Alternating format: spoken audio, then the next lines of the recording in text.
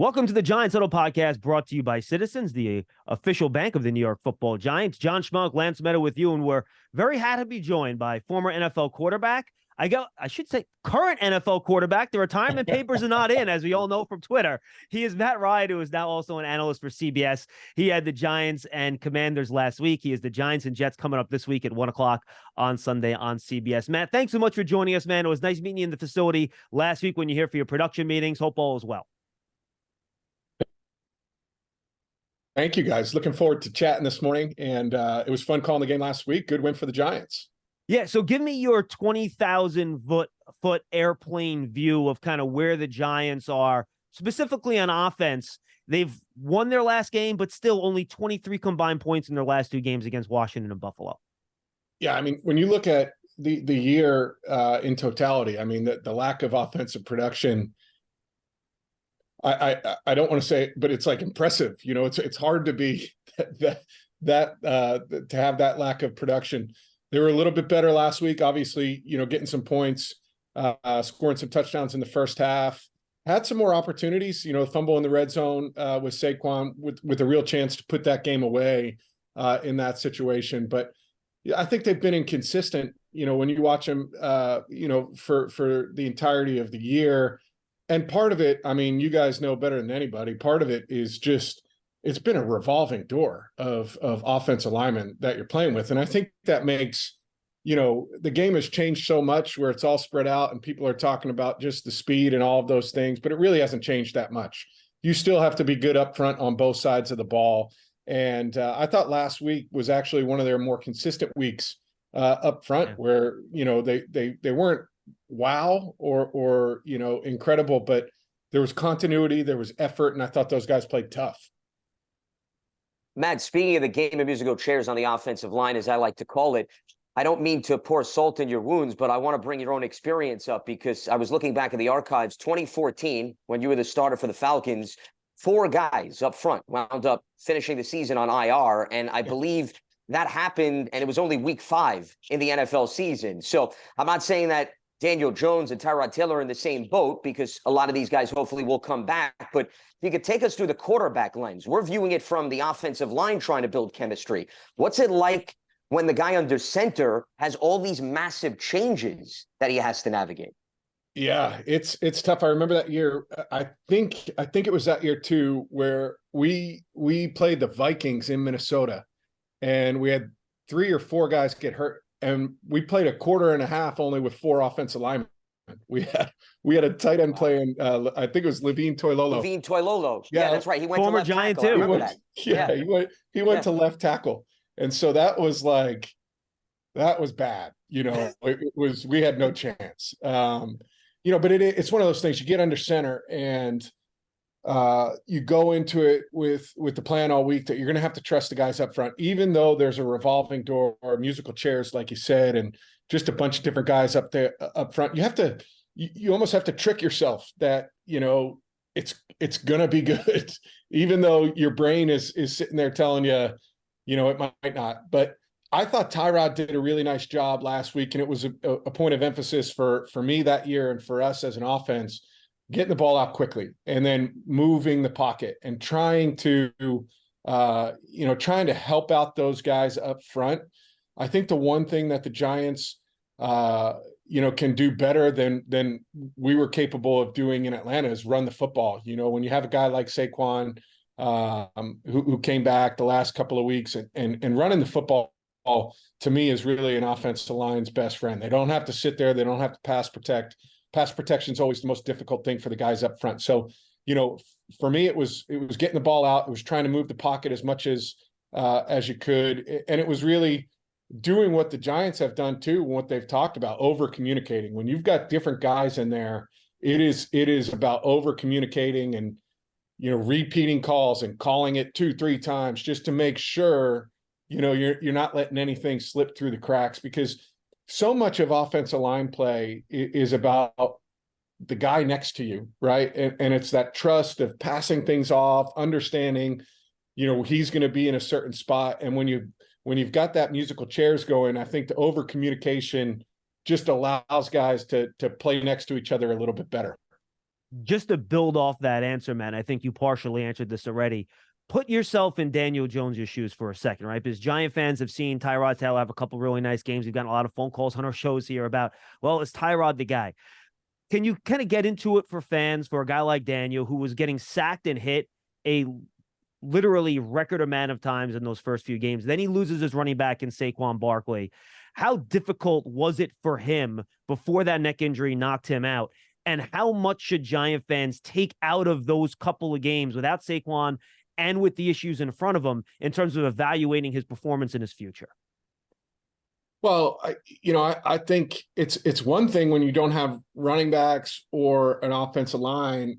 I was lucky in that 2014 year, you still lined up with like Julio Jones on the outside, and you that helps. It makes a bit of a difference, right? So, and I think the Giants are still finding their way with some young players at the wide receiver position. And so I think you look at the totality of all of the factors, and you don't play the position in a vacuum. You really don't. It's not like, you can go out there and overcome everything. It's really difficult to overcome pass protection issues, even when you have skilled guys on the outside that are, absolute dogs. And it seemed like the perfect storm, for Daniel Jones. Like, I'm a big fan of his. I think he's tough. I thought he had a great year last year. I thought he played really well. And I think he's a guy that can be extremely productive in this league, but it takes everything. It's not just going out there and doing it on your own. You need, the consistency in all three of those spots. But I think the getting hit, as much as you don't want it to wear on you as a quarterback, it's the one thing it's like, it's a slow drip of water. It's just that constant slow drip of water that's constantly on you. And eventually, it gets you. And, I'm hoping he's able to go this week and healthy enough to be able to go. And I think maybe, in a weird way, a little reset of a couple of weeks off of not having to deal with that clock issue, that mental clock issue that all quarterbacks deal with when you're getting hit. It might be a really good thing for him. Matt, speaking of that internal clock, I'm glad you brought that up, because I think we think that when quarterbacks, they get hit so much that even when the pocket seems to be relatively clean, you almost still have the thought process, and I see you nodding your head, of the pass rushers are still coming. And you can't take advantage of even the few ideal circumstances. So if you could take us through, how do you walk through that fine line where you're thinking 10 times over again, the pass rusher's coming, and there's a few times where they don't, and you need to be able to capitalize on those 2 or 3 times where the packet does hold up so that you can have some form of a functional offense? It took experience for me. It really did. I think, you mentioned that 2014 season. It was really the first time for me. We went to the playoffs 4 of the first 5 years I was in Atlanta, and we ran the ball really well in those first 5 or 6 years. And that was the first season for me that it was like constant, nonstop getting hit. And it really took me going through it. I wasn't great during that time of being able to hang in there and trust that the next play, the pass protection was going to be good. I think I got better at it, later in my career, of one screw up or one busted protection doesn't mean the next one. And you have to be almost, in a sense, dumb enough to just hang in there and trust that it's going to be good the next time, and I got better as I got older. But I think the biggest thing is you learn to trick yourself in a sense that, whatever happened the play before, you have to have this clearing mechanism in your head to say, it doesn't matter. The next play, I have to trust the guys around you that it's going to be executed the way that you're supposed to and stay in rhythm. I think that's the biggest thing. Like, I would always harp back on footwork. We would talk a lot about reading with our feet and the importance of rhythm and timing in our footwork, to not accelerate when you're getting hit, to stay kind of in that same rhythm and routine so that you could try and process what you're looking at in the same speed as what the guys are running on the outside. Hey, Giant fans, I just watched this great new series with Eli Manning, Champion the Journey, presented by Citizens. Eli talks with Tracy Wolfson about life after the Giants and everything he's working on now, like broadcasting and his business endeavors. You can check out the series now on citizensbank.com/champion the journey. You're ready for a change. Payday comes early with Citizens, so go to that retreat. New you moves to the country. Now you're raising goats and launching a lifestyle brand. Are you ready for all that life brings? Matt, I'm not sure if you noticed, but Eli's doing some media stuff now. I'm not sure if you've seen him on TV at all. He is kind of busy. Only when I turn my TV on. Yeah, exactly. Let me ask you about the art of making a big play, even when protection's not there. Because I think we saw Tyrod, to your point previously, do a nice job of that. Is there an art to that? Is it identifying when you have that kind of cover one man on man and only one safety center field so you can kind of pick your matchup outside? How can you go about trying to get those big plays, even when maybe you cannot hold the ball back there forever? You're not doing those deep 7-step drops. Yeah, I think, a lot of it comes from, understanding as a veteran player, when they're bringing 6, 7 guys, whatever it is, okay, it's going to be difficult to hold up, but there's space all over the place in the back end, and I think one of the things Tyrod in the 2 games that he's played has done a great job is pushing the ball down the field vertically and hitting some of those go routes. He hit I think it was the double move to Jalen Hyatt. Yeah. Jalen Hyatt on on the sideline where the booth was. Stutter go. Yep. Yeah, little stutter go. Jalen ran a great route, but just driving that thing down there, understanding that there's going to be space when there's pressure. And I think that's one of the things that comes with experience. There's also, I think, a willingness to throw over the middle of the field versus pressure, is you have to have trust. You have to have trust that there's going to be space. When guys are coming internally, there's space and there's voids in that middle of the field. And just being able to hang in there, know you're going to wear one on the chin. You're going to take that hit, but just deliver it over the middle with confidence and maybe a little bit of anticipation and timing, and trust. I always thought, for me, that was the thing facing pressure was you're probably going to get one-on-ones on the outside. So taking those vertical shots, but then also trusting tight ends like Waller, middle receivers like Wandale, like little guys that can get into those space and those voids and throw them with a little bit of touch and anticipation and knowing you're going to get hit and being okay with that. Lance, I want to follow up real quick on that real fast. You mentioned a couple of the weapons, Matt. From a quarterback perspective, what do you think of the Giants' kind of pack of weapons right now? You talked about Saquon running back a little bit, but how Hyatt's developing as a vertical threat. Wandale is kind of that slot space guy, route runner, run after catch, and then Waller as that big target in the middle of the field. How do you view the Giants' weapons in the passing game? Well, I think when you talk about the wide receiver position, I think that's a couple of guys who are developing, but there's legitimate potential there. Like they've made enough plays through the course of the first 6 games, 7 games that there's reason to be optimistic as a Giants fan. Like I like them. When I watch them, I say, okay, these are guys that you can use in a certain capacity, and I would love playing with them. Like I still view it from that. That's why I asked you, honestly. 100% from that perspective of like, who would I like to play with, and I look at those guys, I think they're very good complementary pieces. I still think they're probably searching for another, I think you need probably one more legitimate guy on the outside that can go stretch the field vertically. They're Julio like type, Slayton. right? Yeah. I mean, that true number one, like I like Darius Slayton. I think, again, I think he's another good complementary piece, and they're still looking for that alpha on the outside. I love Waller. I mean, the touchdown that he had, versus a 2 Tampa look where he's isolated on the mic and the 2 safeties are going, and he runs a little dip route and then vertical with the back shoulder throw. Great throw. Awesome throw, and exactly where it needs to be. It's like, it was really good recognition of coverage, understanding where the void in the defense is, and being able to put that, in a spot where only his guy can make a play on it. I really like, I've always liked Waller. I think he's a dynamic piece, and they didn't do it much in the last game, but they've done it at different times throughout the season of either putting him on the backside, one-on-one, outside, stretched out, and letting him run, some of the slant routes, some of the different things that he can do.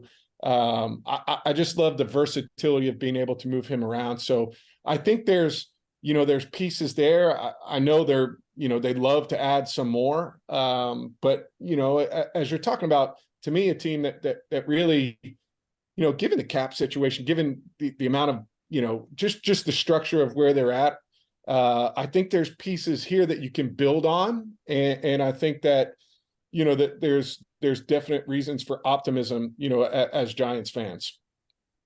Well, and Matt, and to your point, they need to continue to develop these receivers because a lot of these guys are young, and you got to get them out of the field as opposed to maybe bury them behind proven veterans. So I think that's something else that we're starting to see. One of the things that I wanted to piggyback off of what you were talking about earlier, the diversity of the game-changing plays that we saw against the Commanders. And you spoke about the vertical threats, but Wandell getting 22 yards after the catch and Tyrod Taylor taking off for a 20-yard run. I mean, they had 7 of them, Matt, and that really was unheard of prior to the Commanders game. And you're chuckling, which I can attest to as well. Yeah. So I guess what I'm getting at is, as a quarterback, it's easy for fans to say, well, just throw the ball down the field, go for the home run. But to use a baseball analogy, Matt, you need the base hits, you need the bunts, and you need to show the defense you could create those explosive plays in a variety of ways. How much does that need to be the mindset, I guess, is what I'm getting at. Oh, I think it's massive. I think you're exactly right. I mean, explosive plays come in all different shapes and sizes. There's lots of different ways to do it in the run game. You mentioned the little stick route to Wandell that he takes and makes somebody miss and gets 20 yards after. To me, that's something that I think they'll continue to use and to grow with him in the slot position, because I think you make somebody miss, right? And you're talking about those pressure looks that they were getting. I think that was versus a split safety zone, but I think I said it on the telecast too. It's like they come in all shapes and sizes. You have to throw these underneath routes, and you got to make a guy miss, and then you got to get vertical, and he did exactly that.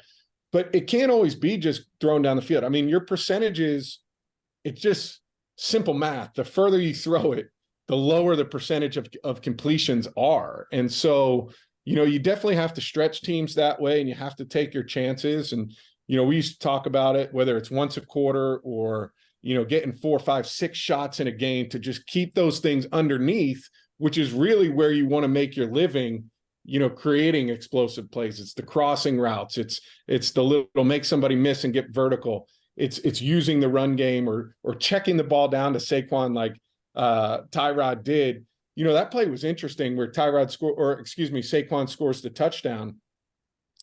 The pass rush actually caused him to get to that check down so quickly, right? And so it was one of those rare times where it was like a really good thing because there was edge rush. He had to climb up quick, and it took him off what was down the field, and he got to the little burst route that Saquon was running probably quicker than he normally would. But sometimes when you find those checkdowns really quickly, it keeps a linebacker from being out of position and being able to come down and make that tackle. And it allowed Saquon to get out the backside. So I think you're going to have to find ways to create explosive plays like that if you're, this Giants offense right now. Yeah, and it probably gave Saquon room on the sideline to actually turn off field without going out of bounds too, right? 100%. It got to him so quickly. Yeah. It throws off the timing for linebackers. They're not used to having to make those plays so quickly. All right, you talked about making big plays. It's going to be tough against the Jets this week, one of the best defenses in the league. Matt, when you look at this Jets defense, and we don't know about, Reed and Sauce Gardner, their 2 corners, and they'll be back or not, but we do know about their pass rush. So what do you think the major challenges will be for this Giants offense when you take a look at that Jets defense this week? Well, you're right on. I mean, it's the front 4, but it's really 8 or 9 different guys. And I think they come in waves, man. 100%. And I think that's how the Jets, they wear you down. If you look at them, throughout the season, we had them against Denver earlier in the year, and they're okay in the first half. I mean, they're good in the first half, but they're really, really good in the second half because they're fresh, and they rotate their guys so much, and they've got 9 different guys who can get after the passer, and they're just relentless, in how they do it. And I think one of the things that, is a luxury for them is if, they've got all of those guys that can do it. but they don't have to send more than 4 all that often. They really don't have to send 5 or 6, and they're relatively conservative in their approach as a defense in terms of numbers that they're sending to pressure, but they're efficient. I mean, they get home. I think their linebackers, you talk about, Mosley. CJ Mosley, one of the veteran guys who's, he's been, so good for so long. But Quincy Williams right now, to me, he's probably playing as well as anybody in the league at the linebacker position, and really has come on and has become a tone setter for that defense. And so we'll see, Reed and Gardner in the back end, whether they're available to go after the bye week. But really it's about their front 7 and more specifically the rotation and the number of guys that can rush the passer. I think that's a big reason, Matt, why they've only given up 1 touchdown in the second half, to your point, because like you said, there's so much depth that they have the luxury of rotating 8, 9 guys. Most teams don't have that. Interestingly, Matt, if I have my facts right, you crossed paths with Jets defensive coordinator Jeff Ulrich right in Atlanta briefly when Raheem Morris took over for Dan Quinn. I'm just curious. I know he was running the defense. You were running the offense. Is he bringing over some of the concepts that you guys ran in Atlanta on the defensive side of the ball, or is this more of a Robert Saleh influenced San Francisco type of defense that you're seeing? Yeah, I think it's a collaboration. Jeff was with us. So Brick was with us. I want to say I was with him maybe 5 or 6 years.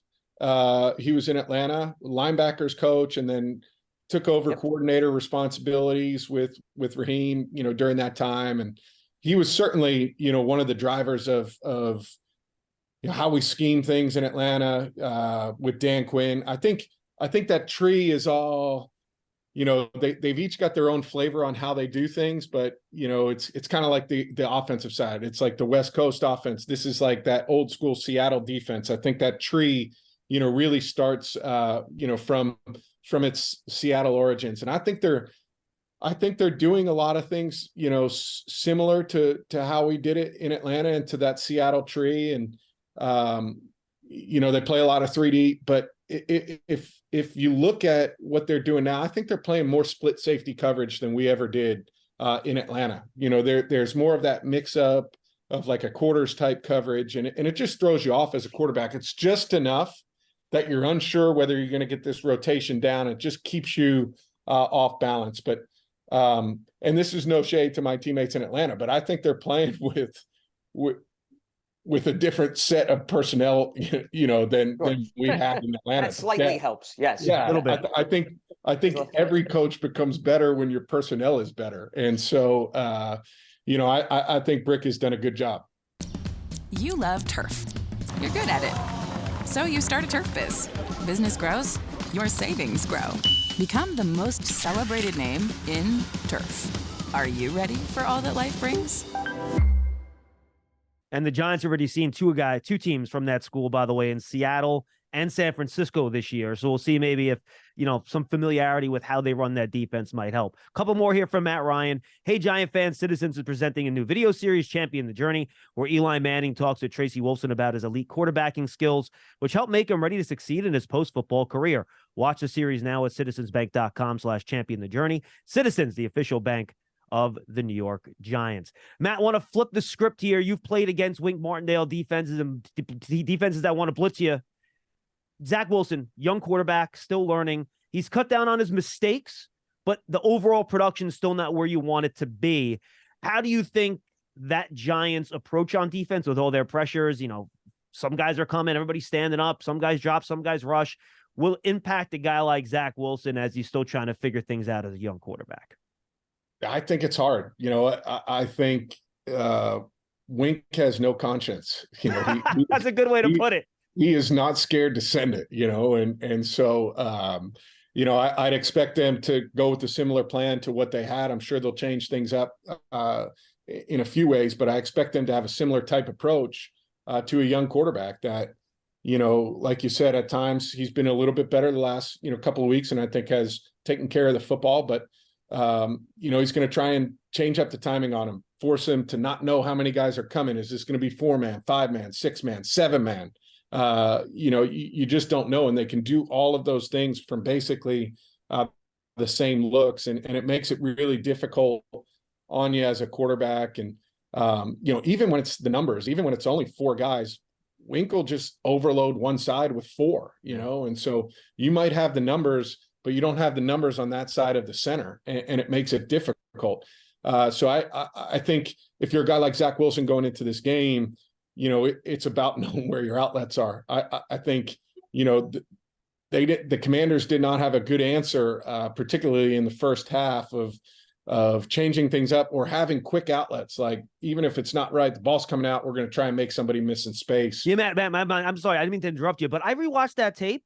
He's still running downfield routes on these plays, and there's not even a check down there for Howell to get rid of the ball if he wanted to. I couldn't believe it. Me too. Sorry for interrupting, but I just thought it was crazy. I agree with you. To me, you're not going to be perfect against a guy like Wink. You're just not going to be right every time.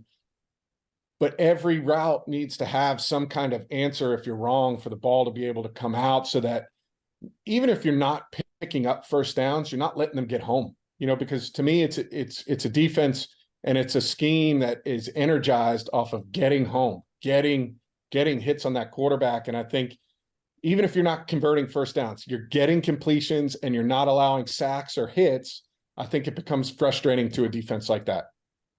Yeah, it seemed in the second half, they actually moved the pocket, as you were talking about, similar to what the Giants did against the Bills with Tyrod Taylor, and that at least helped cover up some of the issues up front. I want to jump to what you were talking about with respect to getting home, because when you look at the first 5 games, Matt, versus the last 2, it seems as if the Giants defense pulled a complete 180. And as you well know in football, it's not that simple. You don't snap your fingers and start playing dramatically better football. So what, in your observation, changed against the Commanders specifically that helped this defense reach new heights? Was it the interior of the defensive line, guys like Dexter Lawrence and Leonard Williams collapsing the pocket and that helping the other guys on the outside feast? Or was there something else that jumped out to you? Because clearly the level of performance the last 2 weeks has really changed dramatically compared to what we saw in the first 5. Yeah, I think, I think it's a combination of all those things. I think the 2 guys you mentioned inside, Lawrence and Williams, they played really well. I thought both those guys played really well, and they set things up for other guys, which was helpful. But I also think, even when you have a lot of guys back, every year is different, and it just takes time to kind of come into your own as a unit. And I think you're really seeing that as a group of figuring out who this 2023 Giants defense is going to be. It's taken a little bit of time, but I think they are more of who we have seen the last 2 weeks. I just think with the talent that they have and playing within that scheme, and I really think they're starting to catch their stride. Final question for me, man, and we appreciate you giving us the time this morning. I'll go off the board here a little bit. We've seen how much success Kyle Shanahan's had in San Francisco.